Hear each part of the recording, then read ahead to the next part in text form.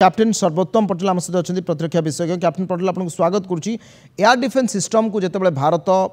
Charoti air defence system को ध्वंस करने टार्गेट रखी किंतु गोटे एडी से नष्ट होती जो कथा ब्रिगेडियर एलसी पट्टनायक कहले गोटे लिमिटेड टार्गेट थिला किंतु पाकिस्तान रो जो आपणकर सेमानकर जो भित्तिभूमि रही खासकर डिफेन्स एस्टाब्लिशमेंट रो केते डैमेज करि पारिछि भारत जहाँ भारत उभय आपण ताकू मिलिटारी कहतु बा मिलिटेंट कहतु उभय क्षेत्र में भारत केते डैमेज करि पारछन्ती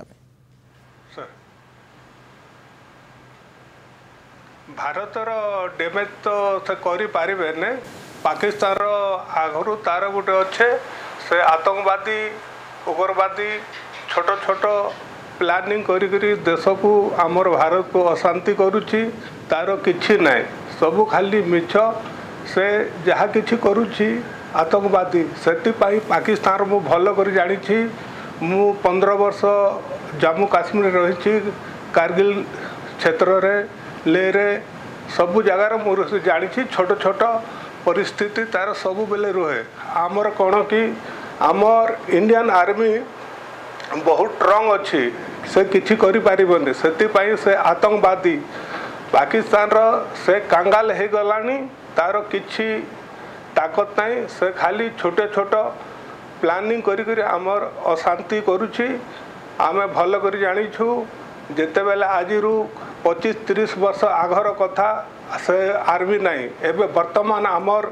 टेक्नोलॉजी बहुत और आमर बहुत स्ट्रॉन्ग अच्छी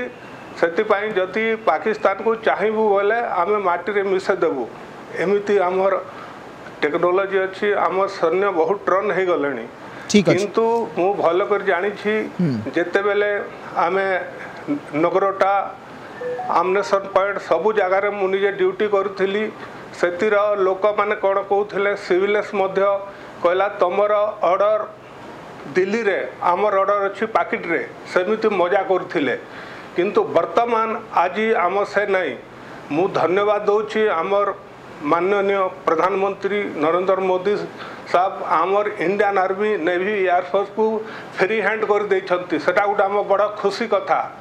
जदि घर रे आमर जदि मेन ऑफ द डिपार्टमेंट आमर जदि घरर जदि हेड ऑफ द डिपार्टमेंट से जदि आमर आमको हेल्प करिवो कि फ्री हैंड करदेव बोले आमको डर रही आम मन इच्छा जहाँ करवा कथा करूँ आज आमर इंडियन आर्मी नेवी एयरफोर्स समस्ते सामूहिक जोटा कि आमर प्लानिंग करुछि युद्ध क्षेत्र रे एक हेकरी आमे भारी निश्चित भाव ठीक अच्छी भारत वर्तमान समय 3 सेना को नहीं भारतीय माने गर्वित और भारत लगातार भाव तार जवाब संयमतार सहित दौर आसबि।